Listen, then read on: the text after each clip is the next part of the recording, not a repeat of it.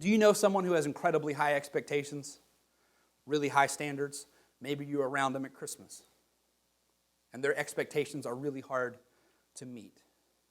Their expectations, their standards are really hard for you to meet.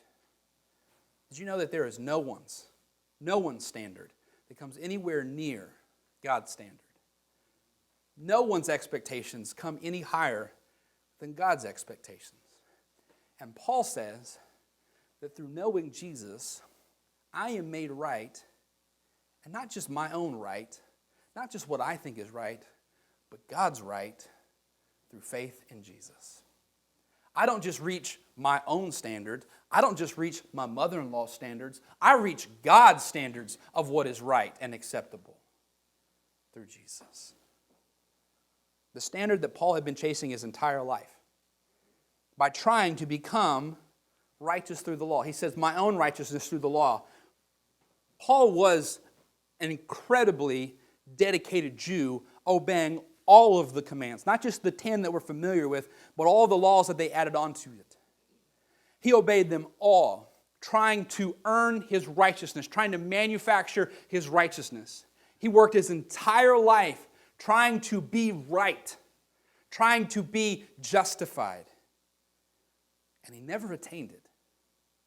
He was closer than most, but he never attained it. And then he met Jesus, and Jesus handed it to him. Handed it to him. Now, some of you here, you've been working so hard. You've been working so hard to make your life acceptable. You've been living so tight, trying to meet other people's expectations, and you failed, and you failed, and you failed, and you found that you don't have it in your power to live this life. So you've kept trying, or you've lowered your standards. And Paul says, Jesus, knowing him, he hands it to you. He gives it to you. I'm not a gamer. I haven't played a video game in years. And the last time I played a video game was with some of the guys in the youth group, the teen group. And they just laughed and laughed and laughed at me. It was one of those games where you fight each other, and they just all killed Pastor Daniel repeatedly, again and again and again, And it's really not nice to shoot a guy who's just walking in circles like this, Not much of a gamer. But when I was a kid, I had the original Nintendo. And one Christmas, I got Super Mario Brothers 3. And through Christmas break, I played so hard. And back then, you got to remember, back then, you didn't save your game. So if you had to turn it off and go somewhere, it was over. If your sister tripped over the cord and turned it off, it was over. If you died, you had to start back at the very beginning.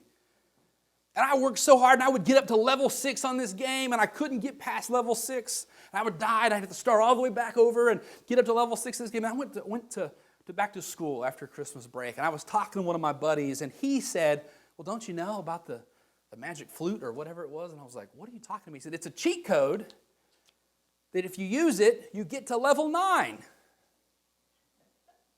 And I was simultaneously half relieved there was a way that I could get past level 6 that I had not been able to beat, but also a little angry. That here all Christmas break, I've been trying so hard to get past this level, and there was this cheat code that you could just skip it altogether. Paul had been working his entire life to be right. Been working his whole life to be just. And he meets Jesus, and Jesus hands it to him. He says, here is righteousness by God's standard. Some of you have been trying so hard to make your marriage work. You've been trying to get your life to the next level. You've been trying to stay sober. You've been trying to stay pure. You've been trying so hard to make your life right by your own standards or someone else's standards or God's standards. And the whole time, Jesus has been calling out and saying, here, let me give it to you. Let me hand it to you.